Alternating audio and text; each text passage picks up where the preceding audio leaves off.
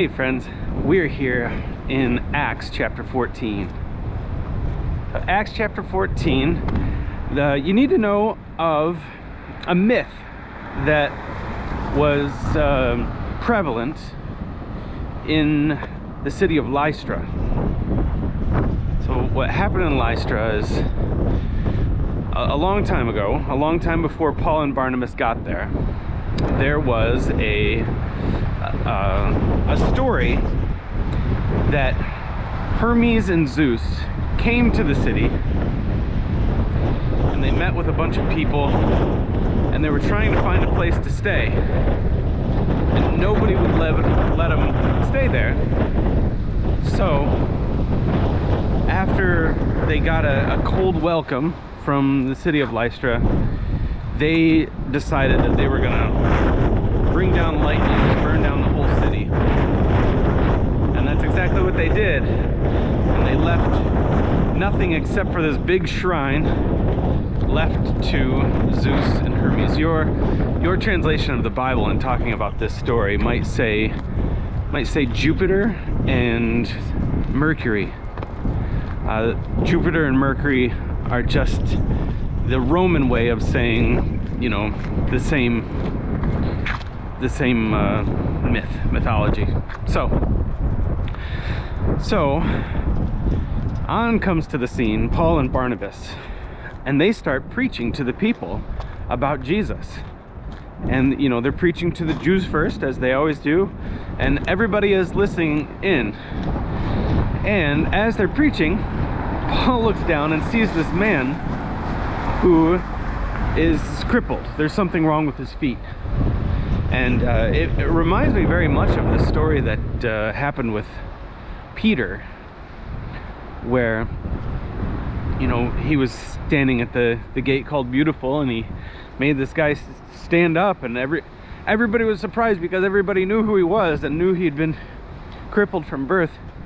So it was the same thing here in Lystra, where Paul picks the guy up and the guy can walk, and everybody is amazed, so much so that they say, oh my gosh, Paul and Barnabas, they must be Zeus and Hermes.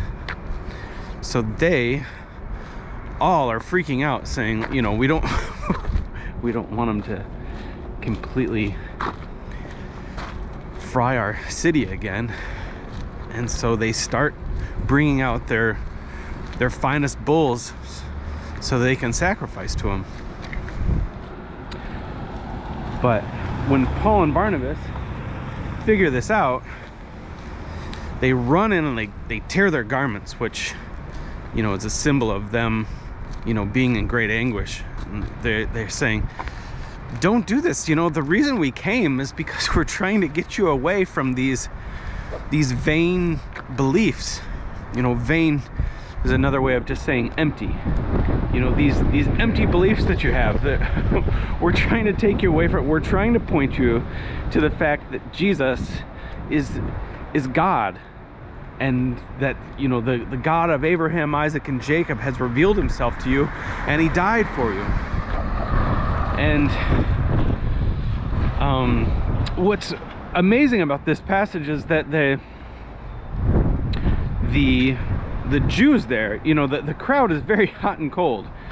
At first, they are amazed by their power, and they're wanting to worship them. And then the Jews, the Hellenistic Jews of the area, came in and they said, you know, you guys, these aren't this isn't, you know, they're right. They're not Jupiter and Mercury. They are just some guys, and rather than worship them, we should stone them to death. And so the people who are just about to worship him and sacrifice a bull to them, you know, are easily persuaded, and they say, yeah, rather than worship them, we should probably kill them. And so they don't even drag them outside of the city, which is the common practice in those days.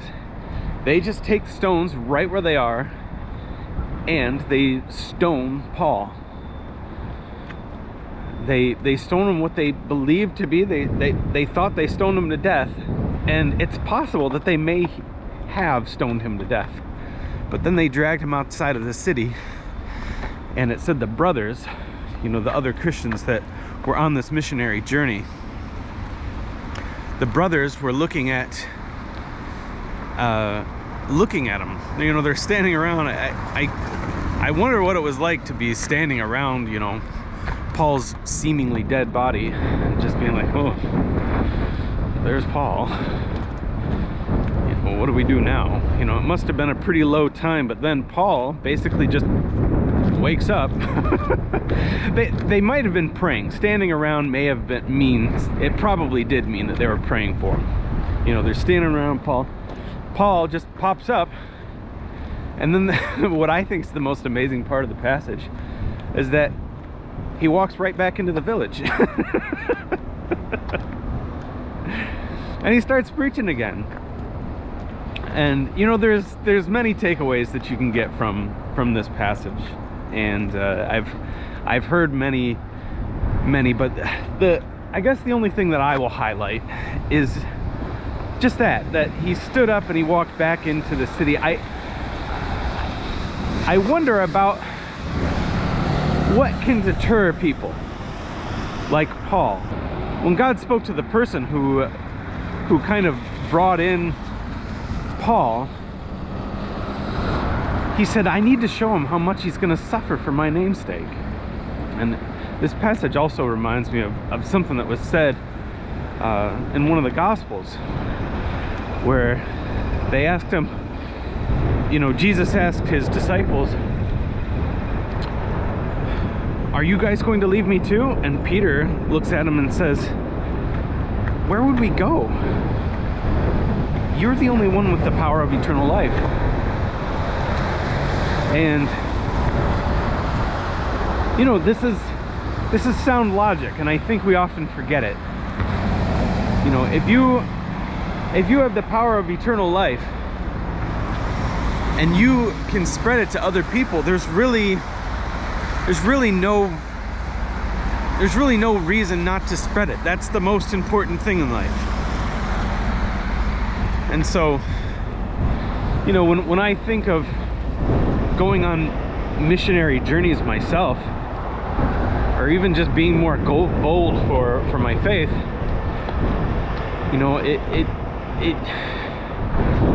it usually means I'll have to take off a week that I would normally spend on vacation.